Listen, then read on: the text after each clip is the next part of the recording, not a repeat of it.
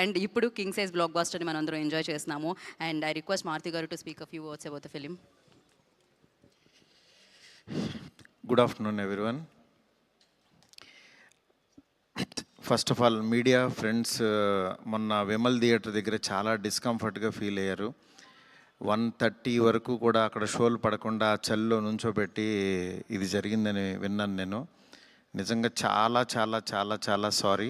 ఎందుకంటే నాకు తెలీదు, అంటే నా కప్ ఆఫ్ టీ కాదు అది. చాలామంది మీడియా ఫ్రెండ్స్ అందరికీ కూడా 1:30కి ఒక 3 గంటల సినిమా, అది పడుకుని మంచి నిద్రలో ఉండాల్సిన టైంలో మైండ్ గేమ్ చూపించాం అక్కడ. ఆ మైండ్ గేమ్ దాని తర్వాత రిజల్ట్ కరెక్ట్గా 4:30కి ఆ రిజల్ట్ బాగా రాశారు. Thank you so much.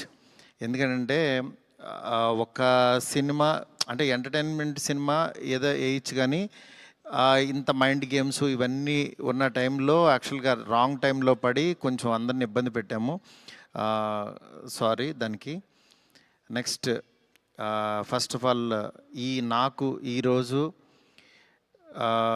ఏది ఏమైనా నాకు ఒక మంచి ఆపర్చునిటీ ఇచ్చిన ప్రభాస్ గారికి నా జన్మంతా రుణపడి ఉంటాను.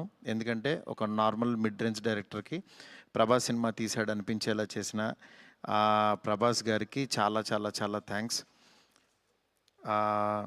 అట్లాగే ఈ సినిమాని 3 సంవత్సరాలు, అంటే ఒక 9 మంత్స్కి ఒక సినిమా తీసే నేను ఒక 3 సంవత్సరాలు చాలా కష్టపడి ఇష్టపడి ఆయనకి నచ్చే విధంగా ఆయన్ని ఇంప్రెస్ చేస్తూ, ఆయన ఎలాంటి ఇది చేస్తే బాగుంటుందో, ఆడియన్స్ ఆయన్ని ఎలా చూడాలనుకుంటున్నారో ఆడియన్స్ ఫీడ్బ్యాక్లు తీసుకుంటూ ఒక ప్రోడక్ట్ చేయడం జరిగింది.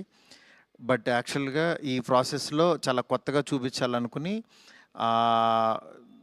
అంటే లాస్ట్ క్లైమాక్స్ అదంతా చూసిన వాళ్ళందరూ అసలు ఇండియన్ స్క్రీన్ మీద ఇలాంటి మైండ్ గేమ్లో ఒక కమర్షియల్ హీరో సినిమా ఇంతవరకు రాలేదు, నిజంగా చాలా కొత్తగా ఉందని ఈరోజు 40 మినిట్స్ ఎపిసోడ్కి మాత్రం చాలా ఎప్రిసియేషన్ వస్తుంది త్రూ అవుట్ వరల్డ్ వైడ్.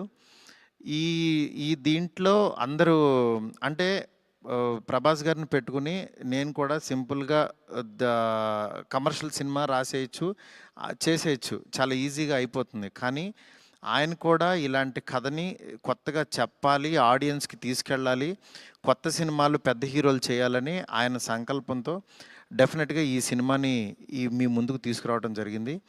నిజంగా అది కామన్ ఆడియన్స్కి చాలామందికి రీచ్ అయింది.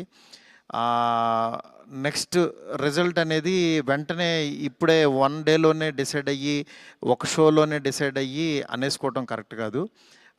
ఎందుకంటే ఇప్పుడు పండగ ఉంది, అన్ని సినిమాలు చూస్తున్నారు, చూడాలి. ఒక 10 రోజులు ఆగితే ఈ సినిమా ఏంటని తెలుస్తుంది. ఎందుకంటే ఎప్పుడైనా సరే మనకి కొత్త